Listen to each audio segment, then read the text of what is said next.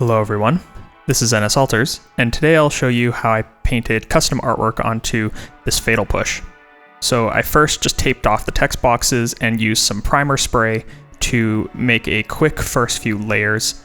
You don't need to use primer, but it's just a little bit faster than painting multiple thin layers, especially when I wanted my canvas to be white. For this project, I'll be copying this panel from the 300 comic book.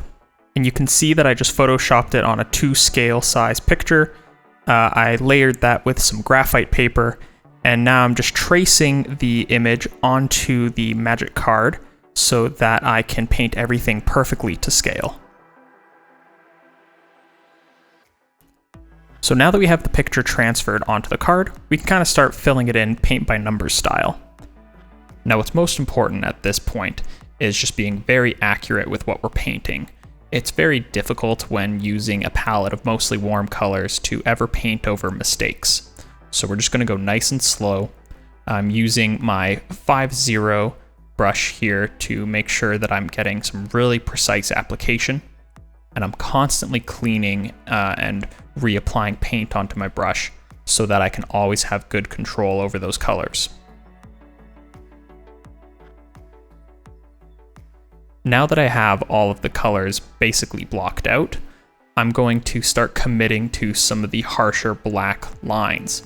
I'm waiting until the very end to do this because it's even harder to fix mistakes that are done in black with a color palette such that this card has. Now you're probably thinking that the paint doesn't really look finished, but it really is just the art style of this card. I'm only adding in a few more layers of paint before I start committing to even more black ink. Now, in order to get the fine detailed outlining, I picked up some fine-tipped Micron markers. These are fantastic markers that really allow you to get in some details that would be quite difficult to do with a brush. It's certainly possible to do details like this with a brush, but in this project, I really just wanted to try this technique. So, feel free to not use a marker if that's where your skill set lies.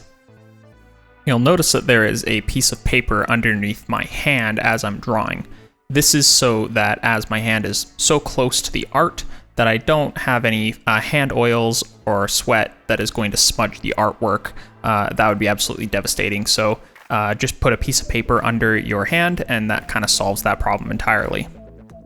I'm also constantly referencing the original artwork as I have the comic book open just out of frame. Moving on to the speech bubbles, I spaced out with a pencil the multiple layers of text, and then just going nice and slow using the fine tip of the pen, I wrote out the dialogue from that scene. Now that that's there, we can trace the outline of the bubbles to make sure that it all fits.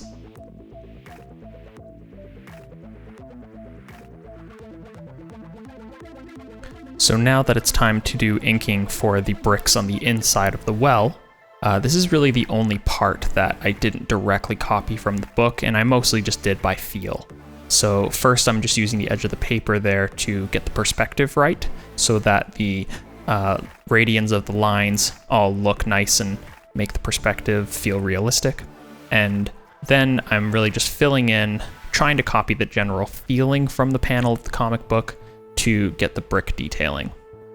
Once we're happy with that, we can start scraping away where we went over the edges, just using my plastic pick to clean up those.